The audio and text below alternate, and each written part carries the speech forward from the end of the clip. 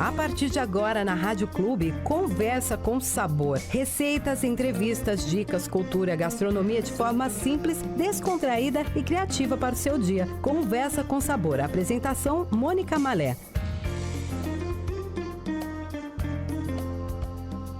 Olá, muito bom dia para todos vocês que estão aqui ligadinhos com a gente na Rádio Clube AM 1120. Para você que também escuta a gente pelo site clubesjcampus.com.br e, claro, para você que assiste o programa pelo YouTube da Rádio Clube, Rádio Clube AM 1120. E para você que escuta o programa, é legal vocês saberem que esse programa fica gravado, até também para quem está vendo no YouTube. Ele fica gravado, então você pode ir atrás do programa a hora que você quiser, às vezes ficou com dúvida numa receita, ou é algum assunto que eu falei aqui que vocês acharam interessante e querem voltar a ver, e melhor ainda, compartilhar com outras pessoas. De repente, uma receita que você achou bacana e que você quer que alguém veja, ou até um assunto, porque a gente traz aqui muitos entrevistados, eu falo de muitas curiosidades, então, para que o YouTube entenda que vocês gostam do nosso programa, que ele é relevante, tem alguns passinhos que precisam ser seguidos, que vocês vão ajudar muito a gente e leva menos de 1 minuto. Primeira coisa, se inscrevam no nosso canal da rádio. Tá escrito lá, inscrever-se. Aí vocês se inscrevem. Depois, segundo passo, ativar o lembrete. Tem um sininho ali, ativa esse sininho. Só que o YouTube agora está mais exigente, porque ele entende que se você ativou o sininho e se inscreveu, mas você não interage, você esqueceu que você gosta ou que você não tem mais interesse. Então, curtam o nosso vídeo e também comentem. E para fazer melhor ainda, compartilhem o nosso conteúdo, a gente vai ficar muito feliz e o YouTube vai entregar muitos conteúdos diferentes também para vocês desse mesmo nicho, né? Porque eles também, assim, ele entende o que vocês gostam. Quero dar meu bom dia especial, tô aqui com a minha listinha, porque, gente, graças a Deus, essa listinha só cresce, então eu não lembro mais de cabeça. Quero dar meu bom dia especial para todos esses meus ouvintes que participam muito aqui com a gente, mandando mensagem, fotos, vídeos, áudios. E você que ainda não manda, é muito simples, é só mandar um WhatsApp para o 39396500. O prefixo é o 12, então eu vou repetir, 12 39396500. Vamos lá, Johnny do Vale, Batista, Bentinho, Domingos do Bairrinho, Ângela Teles, Casal 20, Lourdes e Flávio, Dona Julinha, Tereza do Itamonte, Maria do Jaguari, Diva da Vila Tesouro, Sheilia, Vivian, Rosa de Paraibuna, Siqueira de Jacareí, seu filho Luiz Guilherme, Luiz Carlos de Carvalho, nosso queridíssimo viajante do bem, que além de ter um programa maravilhoso aqui todas as quartas-feiras às 14 horas, segue a gente, comenta o nosso conteúdo e a gente às vezes faz umas dobradinhas também, né? Ele fala de um lugar e depois fala, olha lá, minha colega vai passar a receita e eu passo a receita. Agora eu vou fazer o contrário com ele, eu vou fazer uma receita e vou pedir para ele falar do lugar. Me aguarde, Luiz, vai ser bem legal. A Terezinha, a Mônica Soares, a Deia, a Viviane Aparecida e, claro, aquele bom dia mais que especial para o meu maior fã, eu também sou a maior fã dele, meu paizinho. Pai, eu te amo muito. Gente, deixa eu falar uma coisa pra vocês. Eu sempre tenho batido aqui, batido não, né? A gente fala muito da geração Z, até porque é um desafio pra nossa geração, né? Que a gente é da geração anterior a essa geração Z, a gente tem algumas dificuldades. Mas, sabe uma matéria na Veja São Paulo? Na Veja, não falei na Veja São Paulo. Muito interessante, que eu fiquei muito contente, porque é muito aquilo que eu falo aqui no programa, né? A respeito da leitura, como é importante manter o hábito de ler e ler principalmente livros físicos. Geração Z lidera nova onda de interesse por livros físicos e bibliotecas. Olha que maravilha! Na era da inteligência artificial, das redes sociais e dos mundos virtuais, tudo isso que vivemos agora, o singelo ato de ler deixou de ser apenas um atalho para o conhecimento, como definiu Aristóteles. A leitura virou um ato de resistência contra a enormidade de lixo visual despejado diariamente por meio de milhares de telas e plataformas. Por incrível que pareça, esse movimento transformador vem sendo impulsionado justamente pelos nativos digitais. Os jovens da chamada geração Z, de até 25 anos, nascido com os olhos colados aos smartphones e tablets, é que lideram um interesse renovado pelos livros físicos e até pelas bibliotecas. Eu acho que isso até faz sentido, né? Porque para nossa geração as telas foram uma novidade. Eu fui a última geração analógica do mundo. Antes disso tinha as bibliotecas, a gente não tinha, a única tela que existia pra gente era a tela da televisão. E não tinha essa quantidade de streaming, essas facilidades todas. Eu já cansei de falar aqui que a gente tinha assim que frequentar a biblioteca, que a gente tinha que fazer pesquisas em enciclopédias, que as coisas eram mais difíceis e que essa tela, a internet, né, facilitou muito a vida. Por outro lado, também a gente perde um tempo absurdo, absurdo. Tem alguns telefones que já mostram o tempo que você passa em cada aplicativo. A média semanal e a média diária. Gente, se vocês olharem, vocês vão ficar chocados. A gente chega a perder um dia na semana olhando tela. E se você fizer uma análise, você vai ver que você não fez nada de produtivo ali. Não é que você ficou fazendo pesquisa, trabalhando. É Instagram, Facebook, WhatsApp, joguinhos. São horas e horas e horas e horas. Então, por que eu digo que eu acredito que isso tem até uma certa lógica? Porque como essa geração, a nossa geração, tem essa fascínio pela tela por ser uma coisa nova pra gente, a geração depois da gente tem o fascínio por aquilo que eles nunca tiveram, que é o livro, é o toque físico, é a biblioteca, é esse ambiente de biblioteca que é muito diferente. Não é um ambiente virtual, é um ambiente real. Saber que existe o jornal impresso, que as bibliotecas têm lá os jornais todos guardadinhos, arquivados, o toque do livro, o tipo de ambiente, aquele silêncio, onde as pessoas estão realmente fazendo pesquisa, estão estudando. Então, para mim, eu acredito que isso seja natural, porque para a gente a tela foi uma novidade, para eles o diferente é fazer o que a gente fazia. É uma troca. Aliás, a moda tem disso também, né? A gente fica olhando a moda, que não tem nada a ver com o assunto que eu tô falando, mas eu lembrei. Mas se você vê a evolução, assim, o que tava na moda, sai de moda, volta pra moda. Sai de moda, volta pra moda. Uma hora é bonito usar ombreira, outra hora é feio usar ombreira, aí voltou no ano passado a ombreira. Eu não usei, porque eu odeio aquele troço. Acho horrível aquela ombreira do Didi Mocó, mas teve gente que usou, porque gosta. Gosto, é muito pessoal. E falando em livros, falando em leitura, eu decidi trazer para vocês as receitas baseadas em livros, em contos de fadas. Sim, senhores. Por quê? Porque eu acho muito interessante. Aliás, essa ideia veio aqui de um dia que estávamos conversando aqui, eu, Felipe Jatobá me dá meu suporte técnico, o Maurício, e a gente está falando da maçã, né, dessa história do fascínio da maçã, por que a maçã, tantas histórias com a maçã. E aí eu falei, poxa, que interessante, vou falar da maçã. Mas mais do que falar da maçã, eu quero contar sobre os contos de fadas. Por quê? Porque a nossa geração é uma geração muito marcada, até anterior, pelos contos de fadas da Disney. E a Disney baseou muitos dos seus contos de fadas nos contos de dois irmãos, os irmãos Grimm. Eles são dois alemães que nasceram respectivamente são dois irmãos, Jacob e Wilhelm. Um nasceu em 1785, o outro em 1786, respectivamente. Eles se formaram em Direito, mas eles começaram a se interessar muito pelo resgate do folclore. Isso, lembra que eu falo da gente conhecer a nossa história, de saber da nossa ancestralidade? As histórias folclóricas, que são essas histórias que são passadas de forma oral, quer dizer, no boca a boca, de pai para filho, elas são muito importantes porque elas retratam uma época, elas retratam uma situação, um lugar, né, uma cultura. Então, eles começam a estudar as histórias folclóricas como uma ciência mesmo, para ver os valores do povo. E eles fazem uma coletânea para um estudo científico. E eles percebem a importância dos contos de fadas para os registros históricos de um povo. E tem alguns contos de fadas muito famosos, que são dos irmãos Grimm.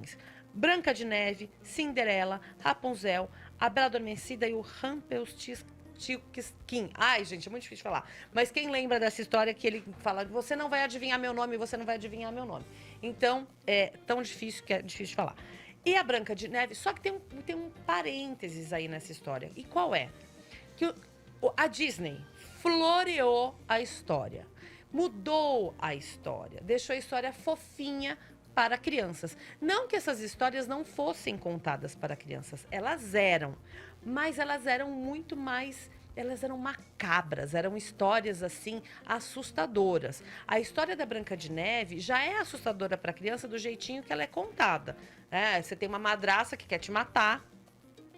Você foge para uma floresta, foge não, um caçador te larga numa floresta, tem que levar o coração de um bicho para provar que você morreu, depois a pessoa descobre que você está viva, te envenena.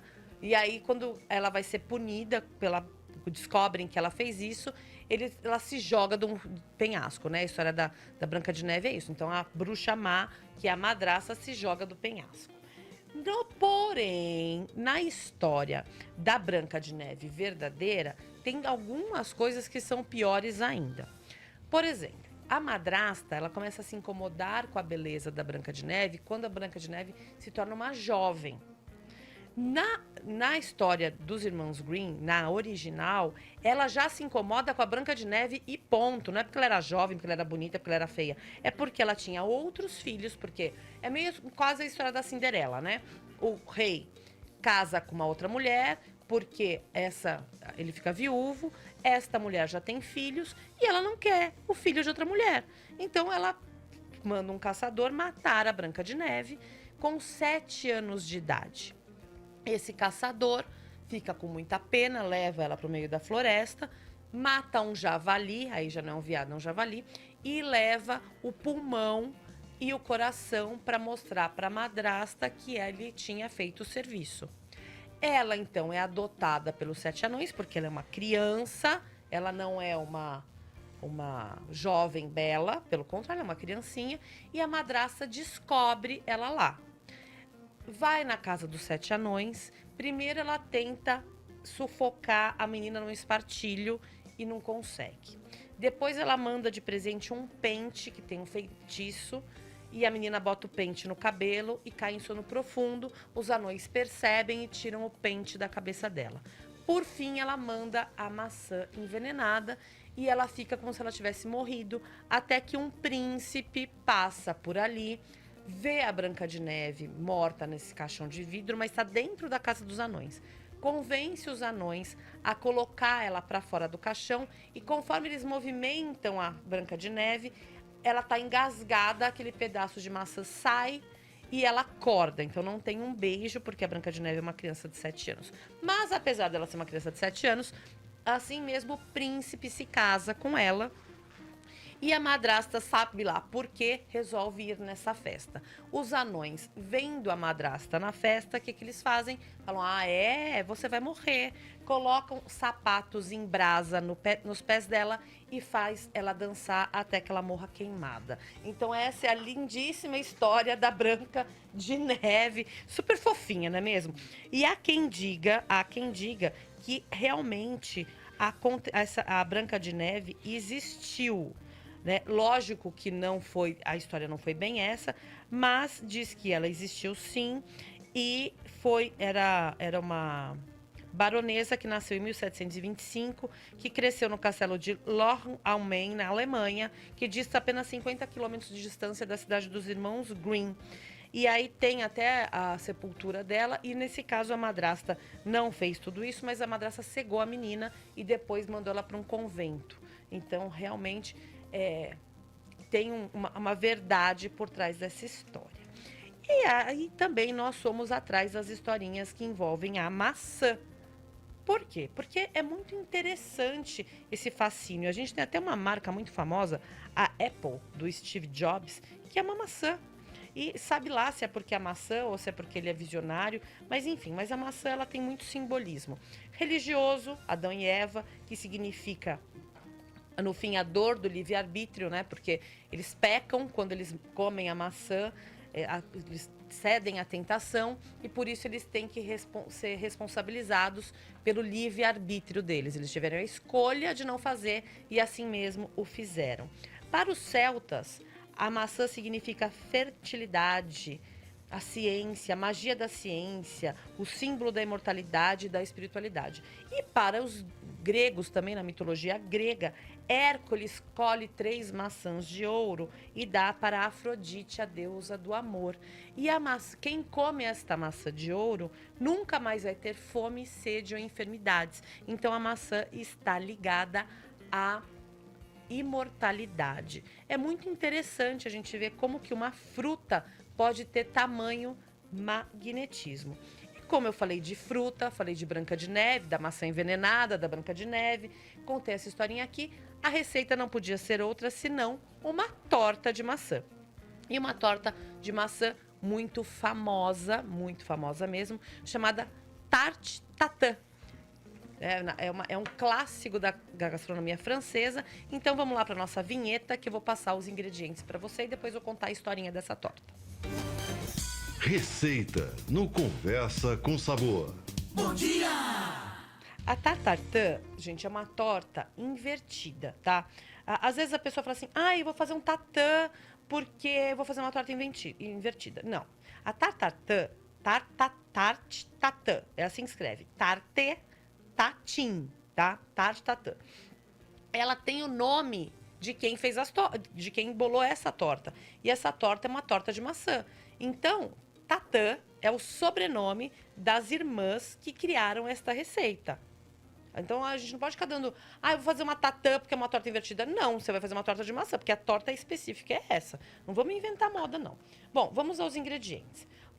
Para a massa, 250 gramas de farinha de trigo, 125 gramas de manteiga gelada, um ovo batido, 40 gramas de açúcar de confeiteiro, 3 gramas de sal e, se necessário, um pouquinho de água.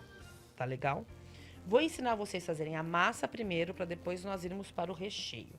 Gente, essa massa é uma massa sucrê, porque ela vai açúcar. Mas se ela não fosse açúcar, ela era uma sablé.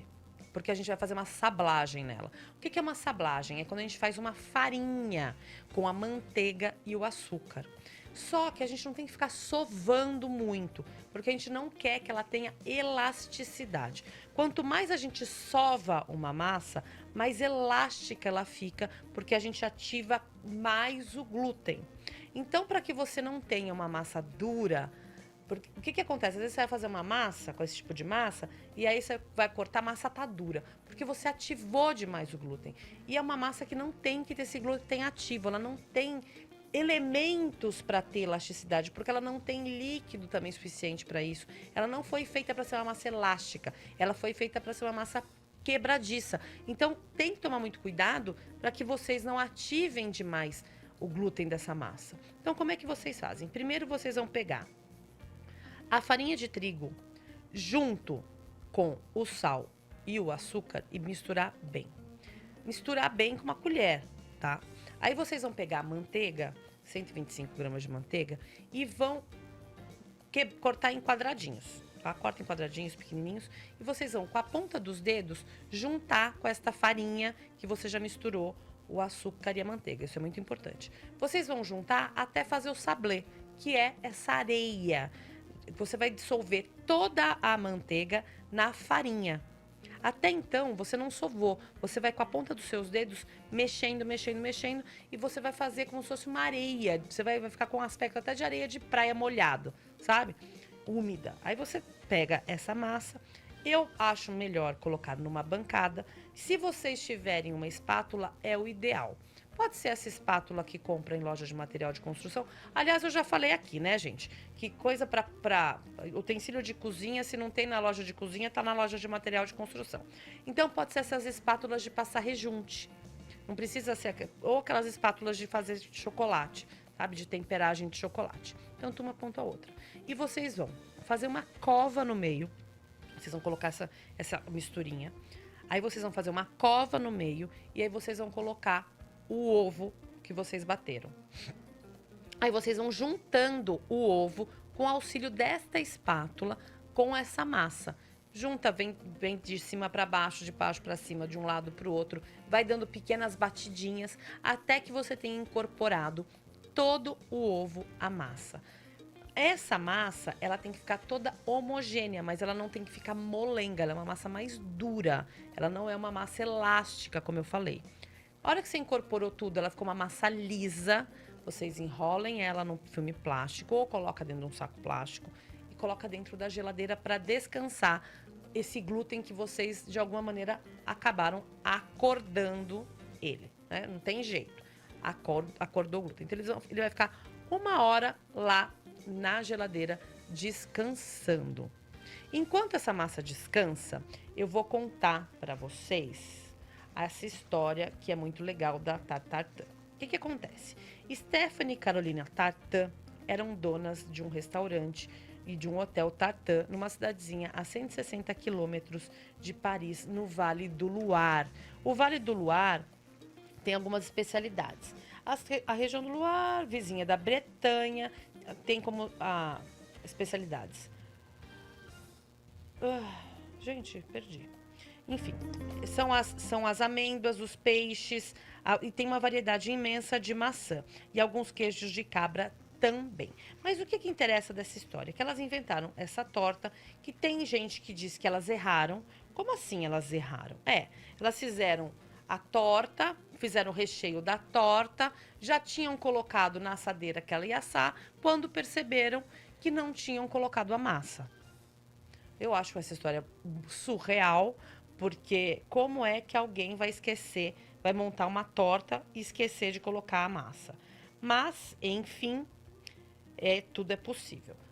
E aí elas colocaram a massa por cima e levaram para assar e virou um sucesso.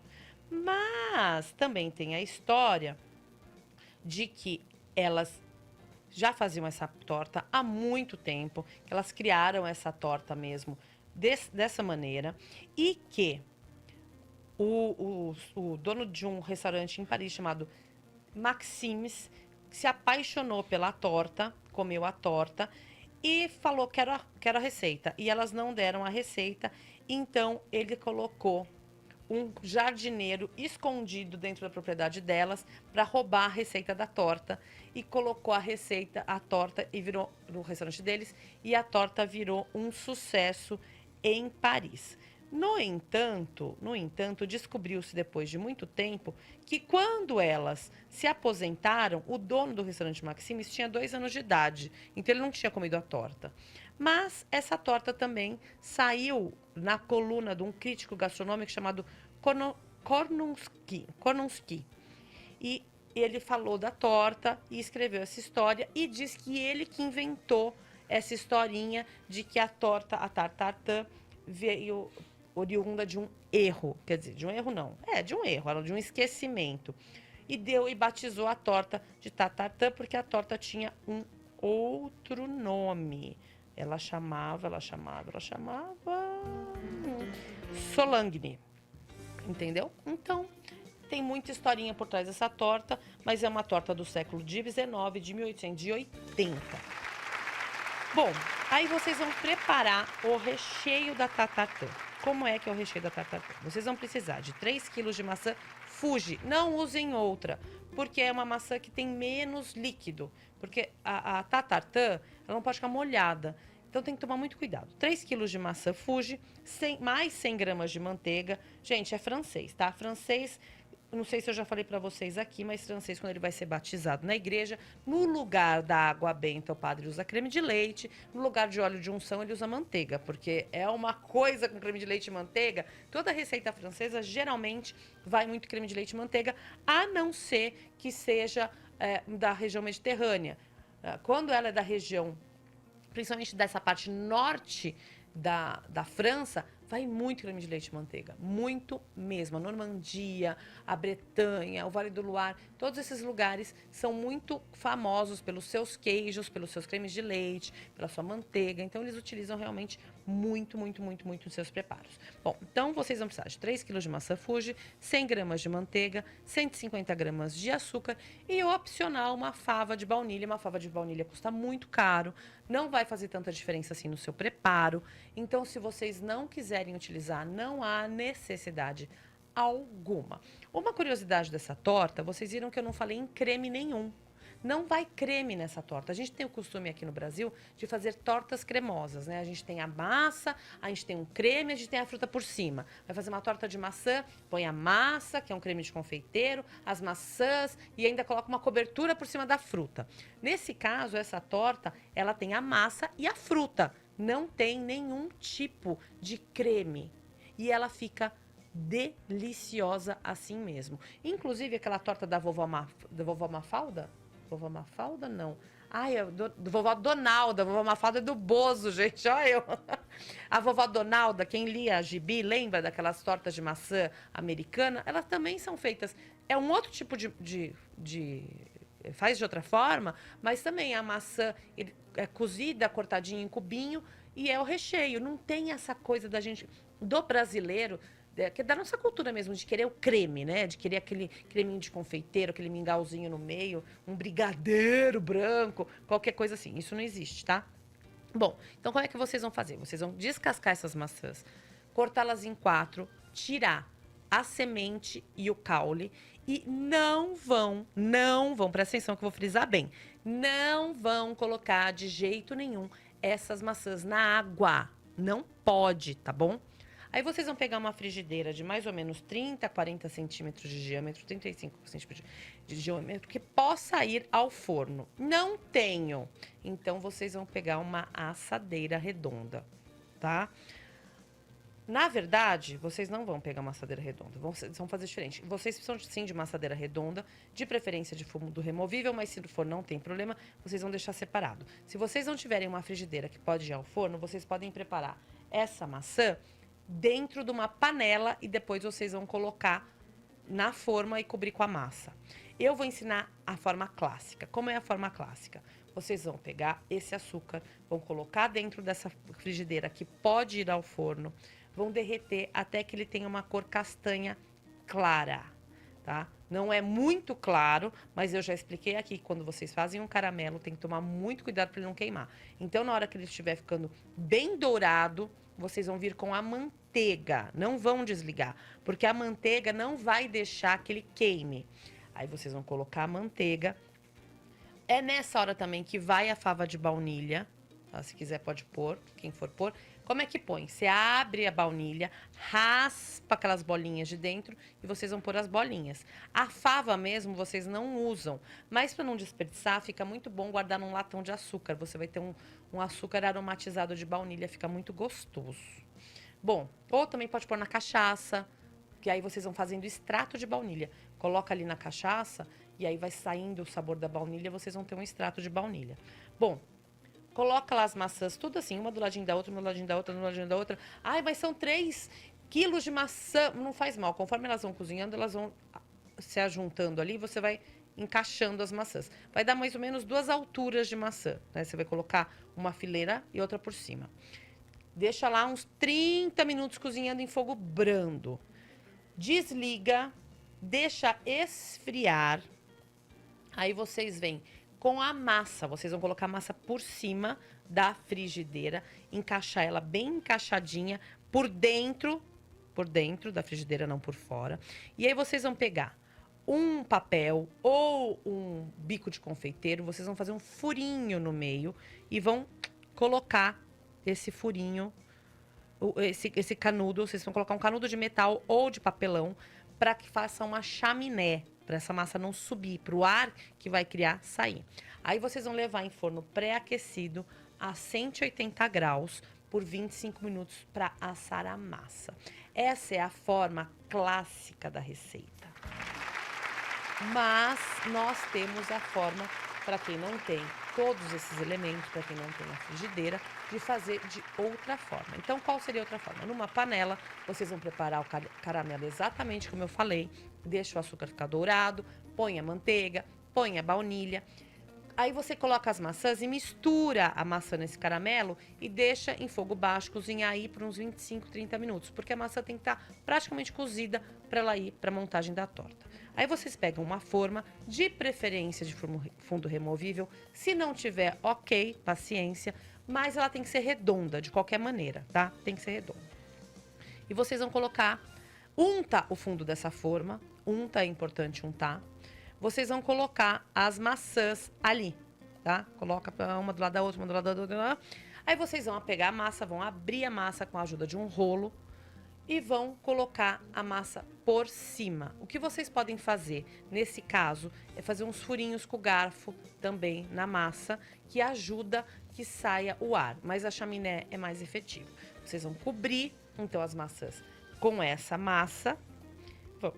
Vão levar ao forno da mesma maneira, 180 graus por 25 minutos. Espera esfriar e aí vocês vão desenformar. Então, quando vocês desenformarem, a massa vai estar por cima. Então, vocês vão colocar no prato, a hora que desenforma, a massa vai estar por baixo e as maçãs por cima. Quem quiser pode pegar o caramelo que sobrou na panela, porque vai sobrar um pouco de caramelo para quem fez na panela. Quem fez na frigideira não vai sobrar nada. E dá uma regada a hora que a torta ficar pronta. Ela é gostosa quente ou fria, mas se servir quente fica muito bom com chantilly ou uma bola de sorvete de nata ou baunilha, fica delicioso. Não é uma receita difícil, é uma receita técnica, mas ela não é difícil de ser feita, tá bom? E se vocês quiserem fazer aquela torta que eu falei da vovó Donalda, vocês podem dobrar a quantidade de massa, nesse caso, colocar numa assadeira, aí vocês vão fazer furos nela, vocês vão pré-assar essa massa, vocês vão ter que separar 1/3 dessa massa, vocês vão pré-assar, abrir 2/3, colocar na forma, pré-assar essa massa por mais ou menos 30 minutos, aí vocês vão retirar essa massa, aí que vocês vão colocar o recheio, colocar a parte de cima e vão voltar para assar por mais 30 minutos. Tá bom? Então, esta foi a receita, essa foi a história da Branca de Neve. Nós temos aqui uma mensagem do meu paizinho. Bom dia, minha querida e amada filha. Fiquei muito feliz com a presença de todos vocês na sexta-feira. Ai, tenha um ótimo, proveitoso dia. Que Deus te abençoe, te ilumine e guarde. Um grande beijo para você, para o meu amigo e genro Prado e para os meus amados netos. Um abraço para o seu fiel escudeiro, Felipe Jatobá, e sua equipe para toda a sua audiência. Beijos, te amo. Ai, hoje o Felipe tá que tá. Adorei. Ai, pai, te amo. Um beijo. E lembrando que para todo reparo hidráulico e elétrico, arrumar sua válvula hidra sem quebrar a sua parede, sem ter que ficar reformando o banheiro, tratar aqueles problemas de queda de fuga de energia, queda de disjuntores, enfim. Todos esses problemas, o nome é SOS Prado, isso mesmo. E o telefone dele é o 12 981477576. Vou repetir para vocês, 12 981477576. E esse foi mais um Conversa com Sabor.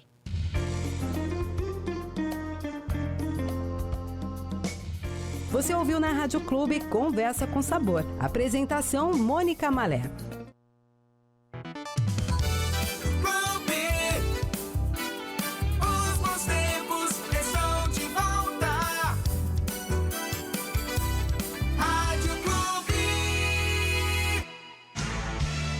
Todo sábado às 9 da manhã, nos 1120.